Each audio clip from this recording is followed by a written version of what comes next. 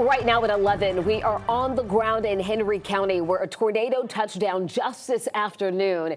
Take a look at this video from Locust Grove. Drivers capturing the tornado spinning right in front of their cars as it crossed over I-75. And folks, it has been a very active weather week and we're not done just yet. We're issuing a weather impact alert for tomorrow as we get ready for more storms. We have live team coverage tonight. Our chief meteorologist Chris Holcomb tracking what's to come. But first, let's lead things off with 11 Alive's Cody Alcorn live right now from the Laurel Creek neighborhood in Locust Grove, where the tornado we showed you is believed to have formed. Cody released some incredible images coming from there and some concerning issues for those who went through this.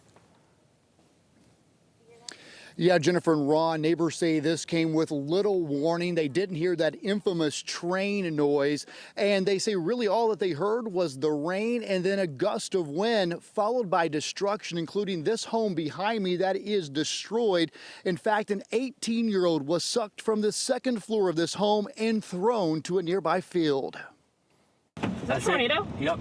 A tornado crossed I-75 in Locust Grove Thursday afternoon, leaving a trail of destruction. My heart sank. Courtney Busio lives in the Laurel Creek neighborhood, which sits right next to the interstate. I happened to look out our sliding glass door and I saw a rotation start forming literally in my backyard, and I just ran for the closet and covered my head and started praying, and I could hear things hitting the house and it was very loud. Just a few houses away, LaShanta Smoke was working in her home office. The trash bin, and they're pretty heavy, was airborne, and it was literally rolling, tumbling towards that window.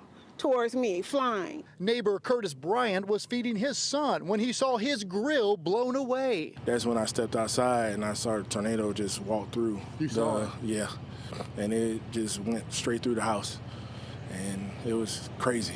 He called 911, then ran to this neighbor's home. Yelling out, anybody home, and he came up and said, hey, what happened? I was like, a tornado came, and your neighbor's house is gone.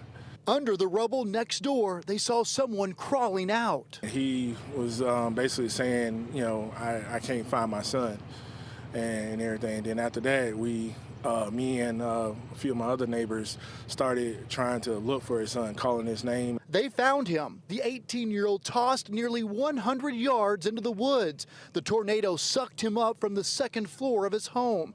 Bryant stayed with him. Kept constantly talking to him until the firefighters had got there to take him away. A day these neighbors will never forget. Just very blessed to be alive. That 18-year-old was rushed to Grady in Atlanta at last check in critical condition. I talked to his cousin tonight. He said as of this hour, they have not gotten an update on that young man. His dad was taken to Piedmont here in Henry with some minor injuries. Live in Locust Grove, Cody Alcorn, 11 Alive News. Yeah, a horrific situation for them, and we hope for a speedy recovery for that young man. Our prayers and our thoughts go out to him and his family. Thank you, Cody. All right, well, let's get you over to our chief meteorologist, Chris Holcomb, now for a look at that tornado on radar. And Chris, this happened really quickly. It really did come up quickly, and this is what we're talking about with these spin-up tornadoes that can happen. And this one looks like it was a strong one based on that damage that we had. This is our debris signature from about 3:32 this afternoon as that system was developing there right along 75 in the Locust Grove area in the southern parts of Henry County. It then crossed 75 and moved on up toward the north and east, and then it dissipated. So the National Weather Service will be doing a survey, not to confirm it. We've already confirmed that it was a tornado, but they'll be going through to look at that track and also to determine the rating that they will give it, whether it was an EF0, EF1, EF2.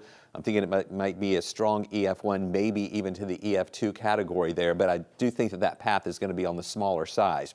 Here's a look at radar right now. Nothing going on here. We watched all those rain showers move out of our area earlier, and then here's what we're watching. Look down here toward 75 there in McDonough as we get into the 3 o'clock time frame. This is a 12-hour loop that we have here, and you can see that system as it moved right there up 75 just to the south of the McDonough area that had that tornado with it. Are we finished with the storms? No, we have another round coming in tomorrow. You can see these storms in parts of Alabama and back to the west of us. A cold front is going to be pushing our way. That is going to give us another round of showers and storms tomorrow. We have a weather impact alert in effect for the daytime hours tomorrow from about 10 in the morning to 4 in the afternoon. Another round of heavy rain, damaging winds moving through.